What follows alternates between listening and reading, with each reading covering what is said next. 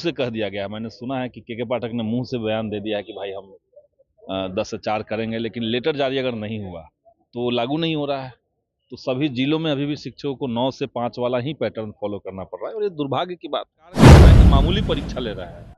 हमने तो ये भी कहा कि 3 जिलों का विकल्प उसमें से हटा दीजिए, सारी परीक्षाएं को आप ऑफलाइन लीजिए, डिपार्टमेंटल परीक्षा लीजिए, और ये घोषणा कीजिए, लेटर ला करके कहिए कि इसमें से किसी को कोई नौकरी से निकाला नहीं जाएगा। पाठक असल में उनको हीरो बनने का चस्का लगा हुआ है, और जो उनके विभाग की सीमा है उसको वो नहीं समझ पा रहे हैं। न्यूज़ फॉर नेशन में आपके साथ तबजीत सिंह। शिक्षा विभाग के एसीएस के पाठक ने जो टाइमिंग को लेकर जो फरमान जारी किया गया है, सिर्फ मौखिक ही कहा गया है। शिक्षा विभाग के द्वारा कोई लेटर नहीं जारी किया गया, जिसको लेकर जब सवाल किया गया जो भाकपा माले के विधायक है संदीप सौरभ से, तो उनका क्या कुछ कहना है, पहले सुनो उनकी बातों को। तो दुर्भाग्य है कि 3 बार सरकार की तरफ से सदन में आश्वासन देने के बाद अभी तक लेटर जारी नहीं हुआ, और सिर्फ मुंह से कह दिया गया। मैंने सुना है कि के पाठक ने मुंह से बयान दे दिया है कि भाई हम 10 से 4 करेंगे, लेकिन लेटर जारी अगर नहीं हुआ तो लागू नहीं हो रहा है।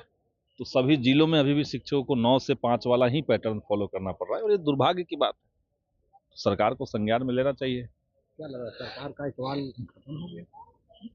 वही दिख रहा है, जब कोई एक अधिकारी मुख्यमंत्री के 2-2 बार कहने के बाद, संसदीय कार्य मंत्री और शिक्षा मंत्री भी सदन में ये बात कह दिए, उसके बावजूद अगर बात नहीं सुन रहा है, तो इससे तो हम यही मानेंगे कि ये सरकार जो है वो ऊर्जाहीन है, शक्तिहीन है, इनका इकबाल खत्म हो गया। आप लोग लगातार लड़ाई लड़ रहे थे, अब क्या होगा? नहीं, हम लोग तो इसको लेकर के, अब जनता भी देखिए देख रही है, हर दिन तो सदन को इसके चलते स्थगित नहीं किया जा सकता है, लेकिन जनता देख रही है कि किस तरीके से नीतीश सरकार में अफसरशाही हावी है। विधायिका की बात कार्यपालिका नहीं सुन रही है, जबकि नियम है कि विधायिका ही नियम बनाएगा, कार्यपालिका को तो लागू केवल करना है। तो ये तो बिहार की जनता भी देख रही है, सब लोग देख रहे हैं। शिक्षकता परीक्षा जो था, पूरे नियोजित शिक्षक विरोध कर रहे थे, आखिर वो सब एग्जाम दे रहे हैं, क्यों लग रहा है कि के पाठक वो सब डर गए हैं? नहीं नहीं, डर गए की बात नहीं है। सरकार अगर इतनी रिजिड है तो कई शिक्षकों ने तो भरा भी नहीं है, कई शिक्षकों ने अप्लाई किया, कई शिक्षकों ने अप्लाई नहीं किया है। और जो सरकार कह रही थी कि मामूली सी परीक्षा होगी, कल हमने देखा कि जो परीक्षा से बाहर निकल रहे थे शिक्षक, वो कह रहे थे कि बीपीएससी पैटर्न का हम लोग को सवाल दिया गया। ये तो बात नहीं थी, ये तो तार्किक ही नहीं है। कि हमने तो यही कहा था कि जो शिक्षक जिस कक्षा को पढ़ा रहे हैं या जिस विषय को पढ़ा रहे हैं, उसी विषय से उसी कक्षा का सवाल उनसे पूछना चाहिए था। लेकिन जानबूझ करके नियोजित शिक्षकों को प्रताड़ित करने के लिए, उनको अपमानित करने के लिए, उनको फेल दिखाने के लिए बीपीएससी का पैटर्न लागू कर दिया है। जैसे परीक्षा के चेकिंग के नाम पर लोगों से नाक के नथिया, कान के बाली, तमाम चीज हैं जो खुलवा दी। देखिए कितना गलत है ये सब।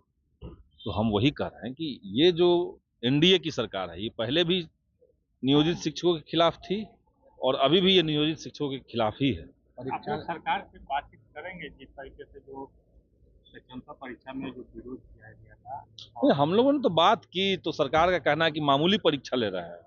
हमने तो ये भी कहा कि 3 जिलों का विकल्प उसमें से हटा दीजिए, सारी परीक्षाएं को आप ऑफलाइन लीजिए, डिपार्टमेंटल परीक्षा लीजिए, और ये घोषणा कीजिए, लेटर ला करके कहिए कि इसमें से किसी को कोई नौकरी से निकाला नहीं जाएगा। परीक्षा के नाम पर ठग दिया गया नियोजित को। निश्चित तौर से वही लग रहा है। तो नियोजित शिक्षकों के साथ जो उनका संगठन है, उनके साथ बैठ करके हम लोग बात करेंगे और आगे की रणनीति बनाएंगे। संदीप जी, एक सवाल है कि अब संगठनों में ही मतभेद देखने को मिल रहा है। बिहार माध्यमिक शिक्षक संघ परीक्षा के लिए राजी हो गए, लेकिन बिहार राज्य प्राथमिक शिक्षक संघ है जो राजी नहीं हुई है। देखिए, अब परीक्षा के लिए आपत्ति सच मायने में देखिए तो बड़े हिस्से को नहीं है, लेकिन सवाल यही है कि परीक्षा आप लेना किस मकसद से चाहते हैं। परीक्षा अगर आपको ये लगता था कि मामूली सी परीक्षा हम डिपार्टमेंटल ले लेंगे, उसी विषय का सवाल पूछ लेंगे, तो ये अच्छी बात थी। लेकिन सरकार का जो पूरा एंगल है वो ये नहीं है। उन्होंने 3 विकल्प का जो दे दिया अनिवार्यता, कि फॉर्म भरते समय आपको 3 विकल्प देना पड़ेगा।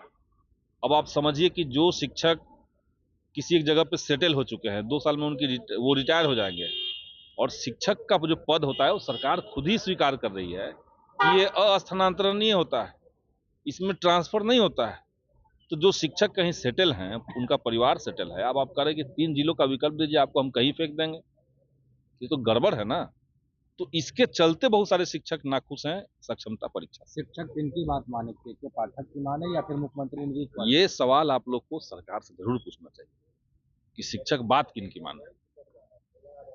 सरकार के जो भी मंत्री हैं, हालांकि अधिकांश मंत्री तो सदन में आते नहीं हैं, मंत्रिमंडल का विस्तार हो नहीं रहा है, और इसका सबसे बड़ा खामियाजा जो भुगत रहा है वो बिहार की जनता भुगत रही है। उनको पता नहीं कि हमारे विभाग का असली मंत्री कौन है। सब प्रभारी मंत्री से काम चल रहा है। एक एक जो है मंत्री वो 8-8, 10-10 मंत्री बने हुए हैं और इतने समय से चल रहा है, तो इनको तो मंत्रिमंडल का तुरंत विस्तार भी करना चाहिए, लेकिन वो भी रुका हुआ है। अब एसीएस के पाठक अब जो कॉलेज के वीसी होते हैं उनके से बैठक कर रहे हैं, जो राज्यपाल के पाठक असल में उनको हीरो बनने का चस्का लगा हुआ है, और जो उनके विभाग की सीमा है उसको वो नहीं समझ पा रहे हैं। जैसे आप देखिए, हम लोगों ने मांग उठाई थी विधानसभा के अंदर, मैंने एक क्वेश्चन डाला था कि ये जो बिना टेंडर का आपने आउटसोर्सिंग एजेंसियों को ठेका दिया है, तो इसको किस नियम से आपने जायज ठहराया, किस नियम से आपने ये किया है। सवाल स्वीकृत है लेकिन जवाब नहीं आ रहा है। इस तरीके से इस बार भी फिर मैंने एक सवाल डाला, तो उसके बाद विभाग जो कर रहा है, सारे आउटसोर्सिंग एजेंसियों को कह दिया कि अब आप अपनी बहाली से खत्म करवा दीजिए। तो जो 6 महीना से जो बहाल लोग थे एजेंसी के माध्यम से, उनको न तो पेमेंट मिला, न तो श्रम विभाग के आदेश के बावजूद उनको ईएसआई और पीएफ मिला, और अब उनकी नौकरी 28 फरवरी को कही जा रही है खत्म हो जाएगी। तो इस बीच में जो पैसे का लेन देन हो गया, इसका हिसाब कौन देगा देश की जनता को, बिहार की जनता को? ये सब चीज के पाठक की गड़बड़ी है। उसी तरीके से उन्होंने नियम बना दिया कि कॉलेज में गेस्ट फैकल्टी ठेका कंपनी लाएगी और पेमेंट सरकार नहीं देगी, पेमेंट बल्कि कॉलेज देगा।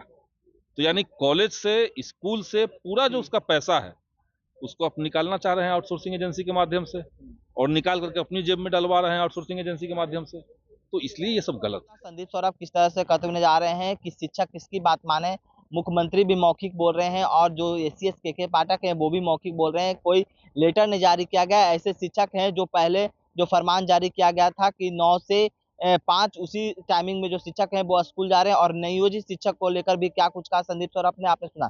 तमाम खबर बने न्यूज़ के साथ। नमस्कार।